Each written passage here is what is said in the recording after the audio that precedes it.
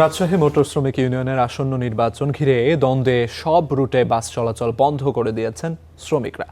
ভোগান্তিতে পড়েছেন যাত্রীরা। এ নিয়ে বিস্তারিত জানাতে যুক্ত হচ্ছেন সহকর্মী জিয়াউল গনি সেলিম। সেলিম, যাত্রী চলাচল বাস চলাচল যে বন্ধ হয়ে গেছে এবং এখানে শ্রমিকদের মূল দাবিটি কি এবং যাত্রী ভোগান্তি কেমন হচ্ছে?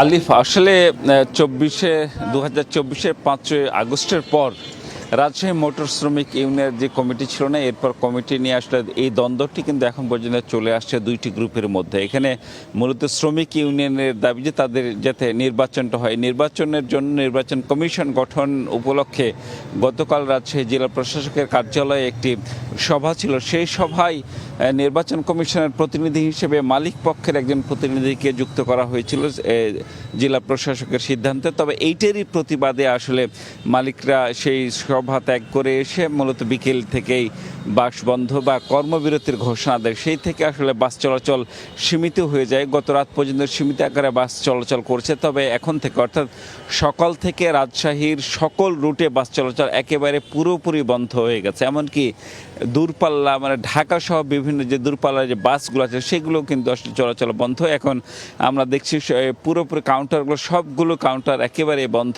করা হয়েছে।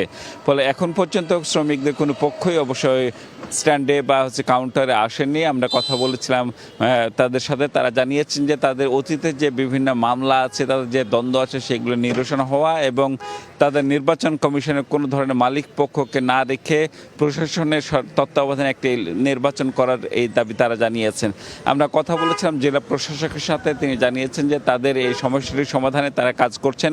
তারা বলছেন যে খুব শীঘ্রই হয়তো বাস চলাচল শুরু হবে, এই জন্য তাদের সঙ্গে কথা বলছেন। এই পর্যায়ক্রমে হয়তো সেইটি শেষ হবে।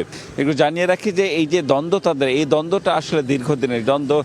কথায় কথায় তারা ধর্মঘট ডাকেন, কর্মবিরতি ডাকেন। এতে কিন্তু দুর্ভোগে পড়েছেন যাত্রীরা, বিশেষ করে যারা দূরপাল্লা যাত্রী। তারা মূলত সময়ে আসলে হুট করে ধর্মঘট ডাকার কারণে তারা এই দুর্ভোগে পড়েছে।